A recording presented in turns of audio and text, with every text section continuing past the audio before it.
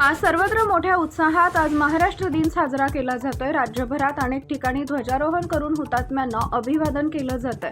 असं असताना आज राष्ट्रवादी काँग्रेस शरदचंद्र पवार पक्षाच्या वतीनं देखील पक्ष कार्यालयात पक्षाच्या नेत्या खासदार सुप्रिया सुळे यांच्या हस्ते ध्वजारोहण करण्यात येणार होतं। मात्र सकाळपासून मुंबईवरून पुण्याच्या दिशेनं निघालेल्या सुप्रिया सुळे यांना लोणावळ्यात ट्रॅफिकचा मोठा फटका बसला। महामार्गावर तब्बल 2 तासांपासून जास्त काळ खासदार सुप्रिया सुळे वाहतूक कोंडीत अडकल्या होत्या। मुंबईवरून पुण्यात येत असताना खासदार सुप्रिया सुळे यांना वाहतूक कोंडीचा फटका बसला। लोणावळा इथं 2 तासांपासून त्या वाहतूक कोंडीत अडकल्या होत्या। त्यावेळी त्यांनी याबाबत व्हॉट्सअॅपवर स्टेटस ठेवत व्हिडिओ शेअर करत माहिती दिली आहे।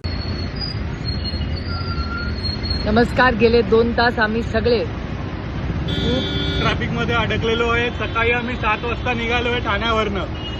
आता आमची गप्पा मारत नवीन मैत्री झाली आहे शेजारी 2 तास बसून हो, कारण आम्ही सगळे इकडे अडकलोय। तुम्ही बघता इकडे सगळे महाराष्ट्र अडकले। दिवस स्पेशल। जय महाराष्ट्र। किती वेळ अडकलाय? 7 वाजता निघालो. तुम्ही पण 7 ला निघाला अंधेरीवरनं? आंबा एक मिनिट।